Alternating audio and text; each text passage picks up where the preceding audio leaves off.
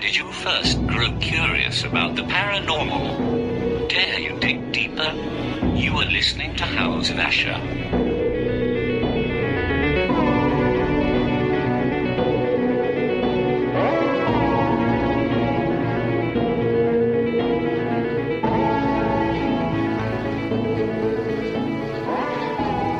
And welcome back to the House of Asher. We are not dead. Maybe undead, but no, we're not dead. Was on a bit of a hiatus. Family stuff, medical stuff, family medical stuff, all kinds of different stuff. Change of location and whatnot. But here we are, back at it again. I was going to welcome everybody back. You're probably listening to us. Most likely, you might be listening to us on YouTube. You might be listening to us on iTunes, Spreaker, various things of that nature. You may also be checking us out through the PAUK Radio Network, which is if you go to www.paranormalukradionetwork.com. You will go there, and there are tons of awesome shows, and they are kind enough to get us out there through their Podbean network page, and you can check that out on Facebook, and make sure to check that out and like it, and tell your friends, tell your enemies. I don't know, maybe they'll dig it. I don't know.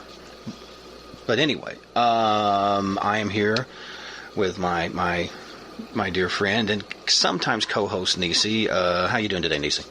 I'm doing just fine. How are you, Steve? She is doing swell. She needs to get closer to the mic, but other than that, she's doing pretty good. Hello, everyone. Okay. All right. There's that. So this is, what is this? August 20th, 2020, the year of the face mask. And I don't have to tell you that things have changed. I don't have to tell you that things have gotten weird. There's a lot of stress. Those of you that are listening to us elsewhere other than the U.S. you may not know all the stuff that's going on here. It's got pretty wild. A lot of rioting, a lot of division, a lot of left against right, and vice versa. A lot of racial tensions. It's messed up. It's everything's secular, so it kind of reminds me of the stories I heard of, like, during the Vietnam War and right around that time. I don't know. I think it's a good reminder that we're not as advanced or civilized as we think we are. It doesn't take much, and just with the right priming, one way or the other, and all hell breaks loose. But, so, this is what we're going to do. Well, I'm not sure if I'm doing an hour-long show. I don't know if we're doing a 30-minute show, a 6-hour show. I know it's not a 6-hour show. But, we were going to have a few little things to talk about, and before we get into it, what's new with you? What's going on? Have you been working on anything recently? Anything cool happening? Anything cool happening? Anything cool happening? There's been a couple of things that happened. Oddly enough, it felt like somebody touched me when I was going to sleep.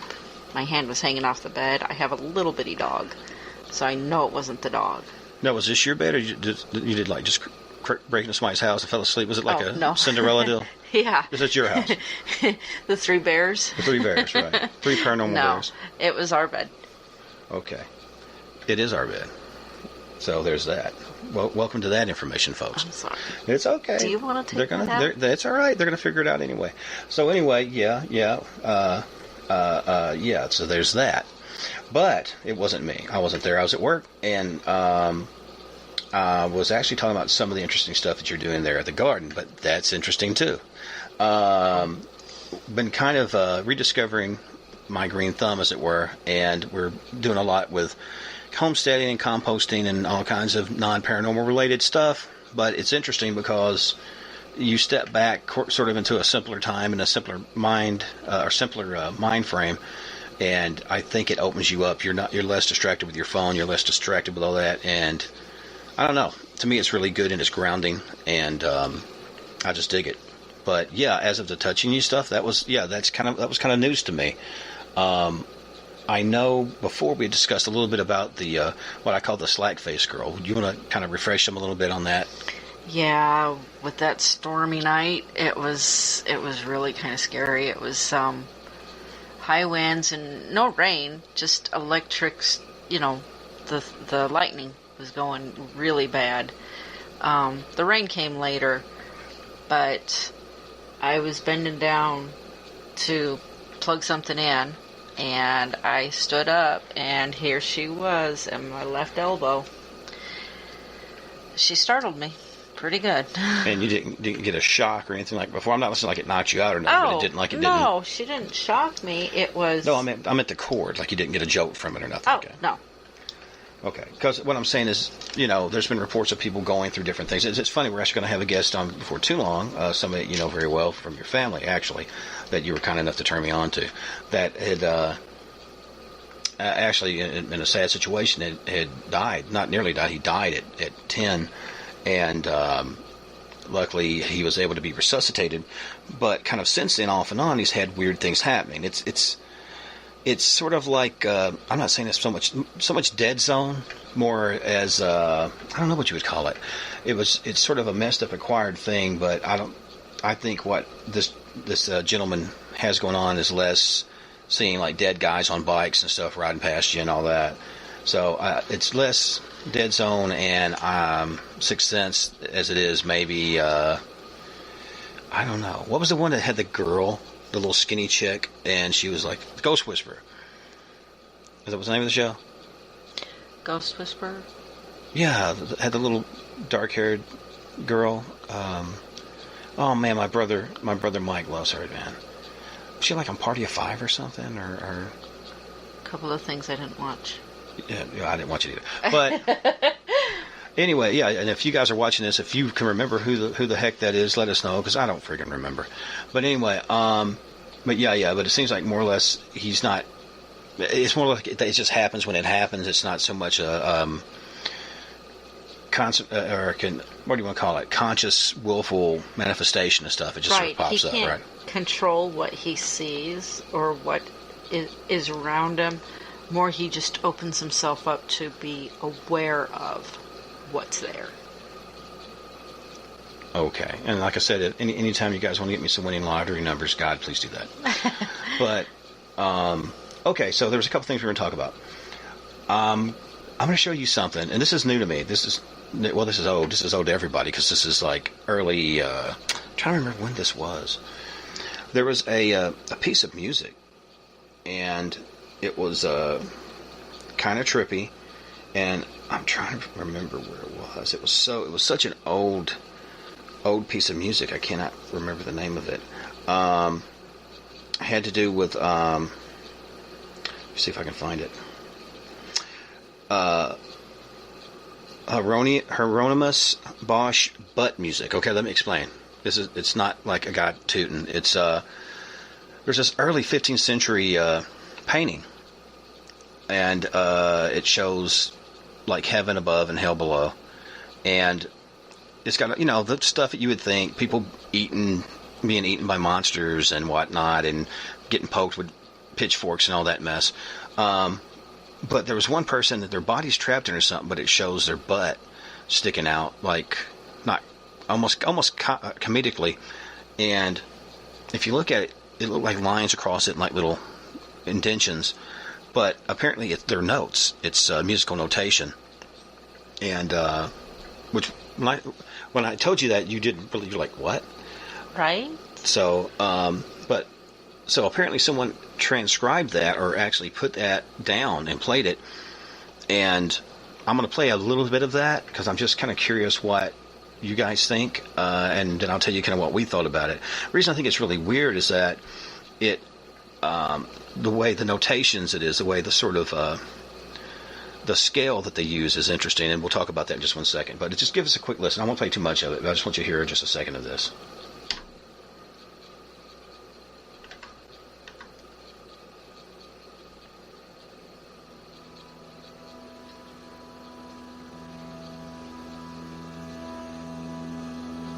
It starts out a little bit. This thing's going to be Copperhead Road or something, but it's not.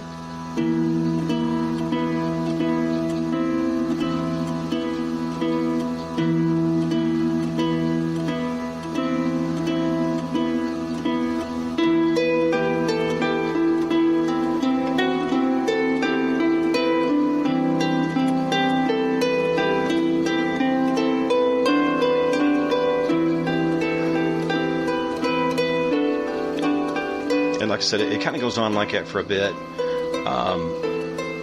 I was telling her, like, I'd hear, like, dun dun, dun dun dun, like it's going into a metal song.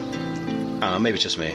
I can't believe that was written back then. I mean, obviously they had all these, had the scales way back then, but it seems like that was the first sort of introduction, or one of the earlier introductions, what they call trinote, which in early music, some people would try to introduce that into, I guess, plays and orchestras, and they would be shut down. The church would shut them down because they called that. Do you remember what they called it? The devil's music. The devil's music. Yeah, the devil's trichord, because it had a different sort of feeling. It had an ominous feeling when you use that type of scaling. It hits you differently, because it wasn't like, which there's definitely operas and arias and things like that that's haunting, but it was like, because it was just strange to find it into a piece of art, which if you can look at different art throughout time, you're going to find UFOs and all kinds of stuff in it. You ever seen that, like where the shows and they're showing where it has like a building or the city in the background, it has like the disc flying above it or something like that? You ever seen those? What are you talking about? Oh, God, man. I mean, like, something like Ancient Aliens or something like that. And they'll have like a picture, and it'll have like people walking down, and they'll have buildings or the top of a tree. Then you'll see like a silver-looking craft, or 2 or 3 silver-looking crafts, especially like in a triangular sort of formation. You never seen that? I have not, but I do understand what you're talking about, because even the ancient Egyptians, in their hieroglyphics, they have the light bulb. Now, it is not a typical light bulb. It looks like a sword. It's got a snake in it, and they hold it by the handle. You're talking about the thing where it's kind of got the big serpentine type shape. Now, the entire blade. reason for the snake was a symbol of power. So. Well, I mean, if you go, it depends who you talk to. If you look at stuff like Edgar Cayce and all that, and some other, seers and whatnot, what do you want to call them, prophets? It's whatever your belief thing is. I'm having a moment. What do you call it? Just your personal paradigm on what you believe the world is. But he talked about, like, the Egyptians were more or less the people who escaped the flooding of Atlantis, which some people thought Atlantis was an island capital, but then other people thought that was several spots throughout the world that was civilized, but it was under rule of this one ancient power. And they supposedly had all the, like you talk about the Tesla death ray, and supposedly they had all that stuff already intact. And so more or less, a lot of stuff Tesla brought. Well, I mean, it depends who you talk to. Some people said that Tesla was an alien, or Tesla was plugged in spiritually to different stuff. Tesla did have his different ideas on how things worked, and man, they still work, but people just got to try them. It's like making a flashlight out of pennies and water. But think about this, though, too. They were talking about, wouldn't it be great to be able to put a light bulb in the ground? They're talking about 5G now. My friend Celeste Blue Raven has dealt with a lot of this, and she's got actually a really great show, Witching Hour. Go check it out. But after this. But anyway, Solaris had talked about, like, a lot of the 5G stuff is based on ancient stuff, if I'm not mistaken. But what happens is it knocks out your ability for any ham radio. It's just, you're going to have so much. It's just going to be like having a washing machine or something going right next to a mic. You're not going to be able to hear anything because it's got so much background static. It kills that, which kind of messes up a lot of people's civil defense and all that, which some people think they're doing it purposely, but that's another show. Well, you're talking about the ancient Egyptians. I mean, they had like the ancient, what they call the Baghdad battery, which is Baghdad is not Egypt, but stuff like that. So there's all kinds of stuff, man. They're finding cogs and prehistoric Earth and footprints of prehistoric Earth, and so I don't know. I mean, I know we're kind of all over the place. I didn't have a major focus tonight. More or less want to make sure to let you guys know we're above ground, and just with the move and everything, it's been a while to set it up. But yeah, that music was trippy. It had a good jam to it. I liked it. I could see, like I said, I'm sure someone on like YouTube has put drum beats and back beats to it, and I heard it too when they did it, but it was a Gregorian chant with all that stuff, and I was like, I don't know, I just didn't dig it as much. That sounded more like like a Metallica Ride the Lightning or Master of Puppets era intro, and they're going to go into something heavy. I'm surprised a metal band hasn't covered that. Well, they might now. They need to. Maybe I should cover it. I can't play that. That's too damn intricate.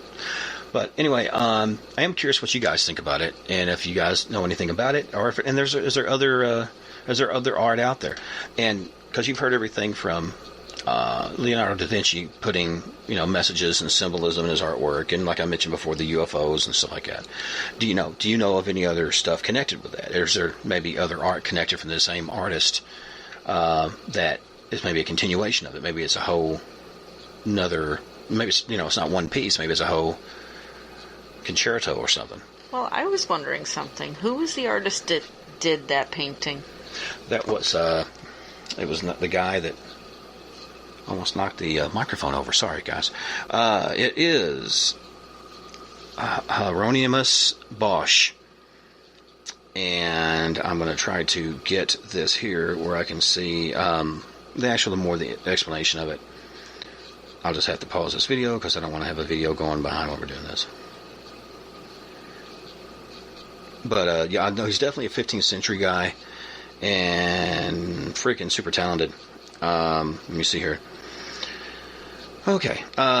Music printed on the butt of one of the tortured souls in the 15th century Hieronymus Bosch painting, The Garden of Earthly Delights. Now, the one that I just played it for you guys was on Lute, Harp, and Hurdy-Gurdy by James Splanick. Or Splalik. Sorry, I suck at this. Spalink? Splalik? Spalink. Spalink. Yes. Okay, sorry, James, for butchering this, but it's based on the transcription by an Amelia Hamrick, and the intro and outro employs the devil's interval, or the tri notes, which is pretty trippy. But anyway, and yeah, even one of the comments says, yes, this sounds like the start of a metal song. God, it so needs to be a metal song. It's a bad song. And there's all kinds of stuff. You have different, like the oldest known melodies, do different stuff. Art, be it music. Well, that's the thing. When I'm writing books, which I got to tell you about some new stuff in the book world. When I write, I either have music on or I'm tapping to something. Music, art, even the paranormal's tied in. How did people connect with stuff? Obviously, they would do, like, what's the thing, like the dancing around the fire and get yourself into the, you know more about the Native American thing than me. Like when they would get the chanting going in the drum. Yes. Help me with this, please. What was that called? It was their chant. It was their war chant, or it was their... They were preparing for something. Right. And it seems like a lot of times, too, they would go and do that for if they have ants, like maybe modern... I won't say modern people because there's people that probably still do that. But westernized folks would go and maybe go pray or something like that. Or some people go out and fish, and that's how they open their minds up to talk to whatever thing is out there. And someone just messaged me, and it's okay, I'll get you. So it's a thing with, I think it's all connected. So anyway, I think just by nature we do that. And I think there's a reason we have music. What they talk about in heaven, supposedly, what do? They sing praises all night. They don't just say, hey God, you're cool. They do this whole spiel about it, Right. So I don't know. I mean, I think definitely people talk about using music as almost either with different type of dances, different sort of altered states, be it through ayahuasca or DMT or different things, and or fasting, things like that. Jesus fasted. So I think it all kind of ties in with that. What do you think? I do think it all ties in together, yes. With the natives and their sweat lodges, they fasted. That's what I was thinking of, sweat lodges. I couldn't think of the word. And then they would go and rush down to the water and go from hot to cold and shock their system. See, and that's what I'm telling you. Okay, we have this debate. I think cold water is better. Okay, it's like a Billy Madison. I think shampoo is better. I think conditioner is better. Okay. There's nothing wrong with warm water. It's fine. It's great.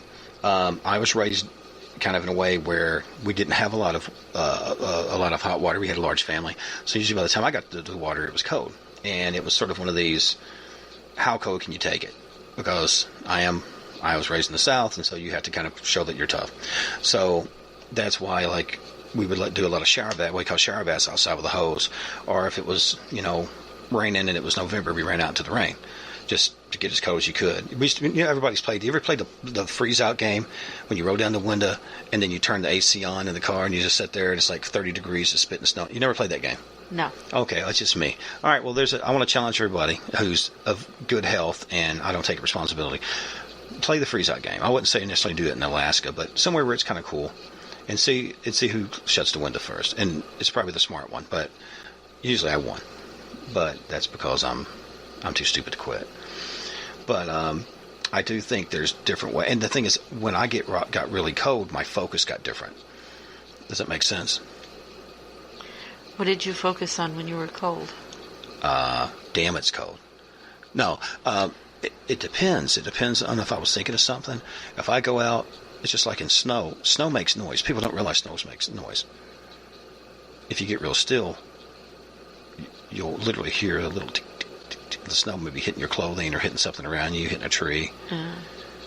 As it settles, it crunches. It definitely crunches, but it just means it has a certain little weight, and if your ears are sharp, mine are fairly sharp, you can hear that. You can hear the shift in the trees. The trees will creak because they're getting heavier from the snow, and I don't know. There's something real zen about that to me, and I'm hoping to get you out someday in the freezing cold and walk around, see how you like it. Not going to happen, right? It'll happen. It'll probably happen for about 5 minutes. But anyway, I have to keep the car warm. But anyway, but yeah, I think music and art and all that ties together, and it all goes back to the spiritual. I think we're hardwired for worship, and I'm not a big churchy guy, but I do think that there's a certain spirituality in, obviously, in nature and in art, and it's there to what do you call it? Just to spur you.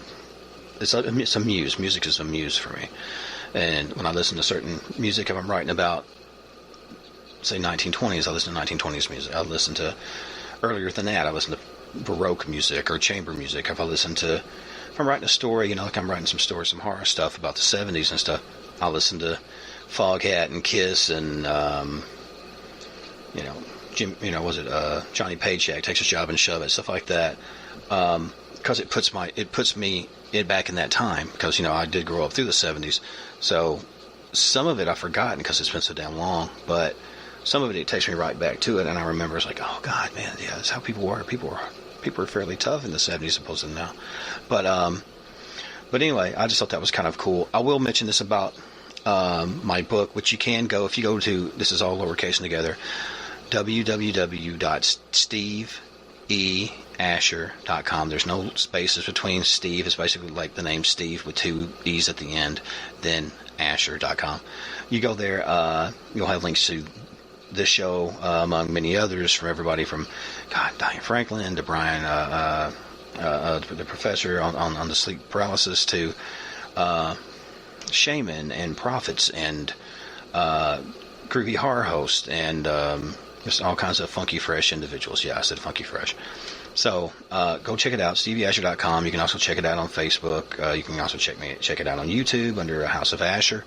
But I was going to mention, I think the last book you guys knew I had out was the Hauntings of the St. Vincent's Academy. Well, I had another one out, just coming off the presses.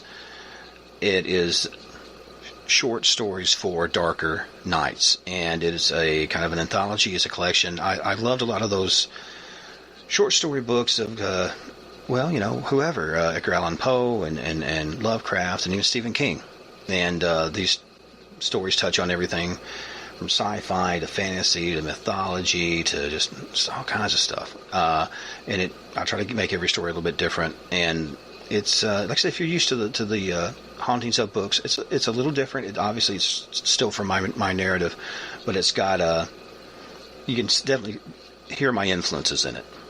I've read where a lot of writers is like, I wanted to write a book like, I don't know, William Burroughs or somebody. So he kind of wrote it in the mind frame of that writer.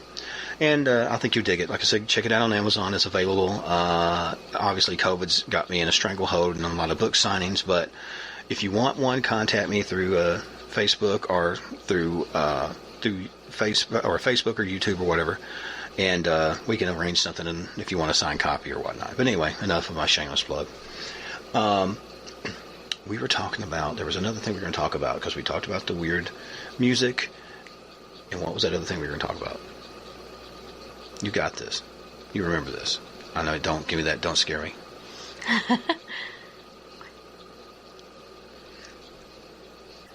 Yes, and here it is. We were going to discuss, because I had this idea. I have them from time to time. And what was I curious about? The haunted locations, are they more haunted because of the energy? Or are they going stagnant because there's no visitors? See, I was arguing maybe it's more because, all right, it's just like if you you crank a car 5 or 6 times, after a while it's going to run down. And I've heard of locations that they just played out. It happens. Depends on the strength of whatever the energy is or the location and whatnot. I was saying, I wonder if they're either strong, probably maybe stronger, so they're not using as much energy, or the weaker ones faded away due to the fact that there's no stimulation to it. Just like if you don't put wood on the fire, it goes out. Well, I was looking around, and I had actually looked at a interview, and it more or less was touching on about, I think it was Jason Hawes, which of Taps fame, who's actually had me on his show because he's a super cool guy, laid back and chill. Like Grant too, but Grant's never had me on his show. Grant, had me on your show. But anyway, and he was talking about, and I get what he's saying. Okay, he's more of a skeptic than I am on certain things, but he said, okay, everyone's home. Most people are out running their lives. They come home, they're doing good, to go to bed and get to sleep, jump up in 5 hours, go to work. Everyone's locked in. You're going to hear every damn creak. You're going to hear every rattly pipe or something. You're going to hear the water heater kick on 5 or 6 times in the day when you wouldn't have heard it that much. Not to mention, I don't say like cabin fever, but there's a certain element. I guess you call it COVID fever, right? Is there actually a fever with COVID? That's actually kind of funny. Is COVID fever? I mean, I'm not making light because obviously people's dead from it. A little bit of a pun. Well, I mean, I just mean that whole concept of it grows and it messes with you. But yeah, I think that it seems like, for me anyway, I think that, I don't know if it's so much just that you hear more noises. I think that your focus is different. Because I know before this popped, I mean, me and Nisi are both considered essential staff because we work with special needs adults. But even that being so, the vibe's different. You're not running to the theater. You're not running to whatever, the ball game. You're not running to Hooters or Wings or something. I don't know. I just gave Hooters a plug. Send me some free wings. Anyway, so I think, again, your mind is different. Where were the best ghost stories told back in the old days? It was after harvest time. Everybody's in their house. All they got to do is eat stuff that they can through the summer and drink. And so they're going to hear things and tell crazy stories and all that stuff. But also, your focus is different. The world slows down after midnight. And which is the reason I write so much after midnight. But I think your perception is different. Yeah, it definitely could be. Part of it can be you're stuck in your house, but I definitely think that there's more to it than that. What do you think? I definitely think there's more to it than that. I think it was pretty interesting what you caught about a month ago. Oh, wow. We're talking about on that cam we saw. Yeah. I ain't going to say where the camera's at because I don't want to get anybody in trouble. But anyway, there was some security cameras at this one place, and was watching for deer because there had been some coyotes and things running around. They thought there were some coyotes because they had a bunch of animals, ducks and other small creatures getting snagged. And there was a pretty good sized deer coming across. I don't remember. Was it a doe or was it a buck? Do you remember? I think it was a buck. Well, bucks are big. Bugs. Bucks are pretty large, especially time of year. And it was walking out past a little pond where one of the security cameras were. And so I took a picture of it. I was like, oh, that's kind of interesting. That's cool. And so I was going to send it to her. And I think I said, kind of zoom into that. Take a look at that. And she said, what is that? And I said, well, it's a deer and something. And says, I wasn't for sure. First I thought maybe it was a pole or something. I looked out there. There wasn't a pole there. And I zoomed in on it. And it was, well, describe it. What did it look like to you? It was definitely on 2 legs. And it was after the deer. The deer had turned around, so it had noticed it, which was interesting. Right. The fact that it realized it was being stalked. Yes. And it did have 2 arms. They were outstretched toward the deer. Oddly enough, with the picture, everything was still and clear, but for some reason it reminded me of a cemetery. Well, the thing, it was, because it was not a color thing, because it was at night vision. To me, it almost looked like, God, I'm trying to think. Okay, do you remember like the big goblin? There was like a long-eared, kind of long-nosed goblin, like on Labyrinth. Yes. And stuff like that. Remember how they had the real big, the big buggy eyes and looked creepy? It looked like that. It was real kind of gangly, skeletal to me, but tall. And it just looked, it's big, long ear. It's creepy looking. And this was maybe, what was it, about a month or so at the same location. I'd heard probably the scariest thing I ever heard. I'm not sure if it was a Bigfoot or what it was. It definitely wasn't a bobcat. I've heard bobcats. It wasn't a cow. It wasn't a deer. I've heard all these things in the woods. But it let out this freaky, like double, triple vocal thing. Like it had 2 or 3 different tones going. And everything in the woods stopped. Like dead stop. Crickets, everything. And I was outside getting some fresh air, and I come out and I walked toward the door because it was unnerving. And like I said, I've worked in penitentiaries, guys. So I mean, I'm not like I'm a tough guy, but I mean, little noises don't scare me. That spooked me pretty good. And I tried to record it, man, and I could not get it to record. And when I did get it to record, it was after the sound stopped. So it's unfortunate. But I tried. At least I had forethought to go, I should try to record it. But and it was from that same, more or less that same section of the woods, because there's a pond and there's a wall of woods that goes from one end of the unnamed institution to the back. And it was from that area. That was pretty freaky. But the thing is, odds are if I was working elsewhere or being elsewhere and it was during the day, I would have seen that. People have more time to see stuff. So I think it ties in. I don't know. I mean, do you think it's because things have more opportunity to us, or do you think that we're just more open to it because we have free hands? Well, I think part of it is we're late night workers. So we're awake when most of the world is asleep. Right. Well, this is part of the world. Right.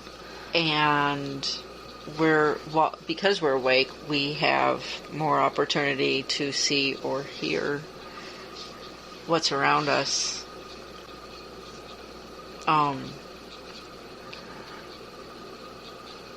I mean, I agree with you, but I mean, I also think it's not just us. It's other people that's whatever work at factories or this and that, and it's just. Oh yeah, I'm sure they see things too. It's there's okay. To put it in someone else's terms, there's a reason why we're afraid of the dark.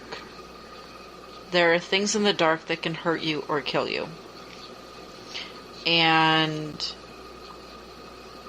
being afraid of the dark is instinctual, and it's a survival. It's definitely a primal kind of, like you said, a visceral thing. People can watch movies about stuff happening in the woods, like The Witch or Blair Witch Project or whatever, and people say, man, that don't scare me, whatever. I'm from Detroit, man. I'm from DC area. That's cool, and there's scary stuff there.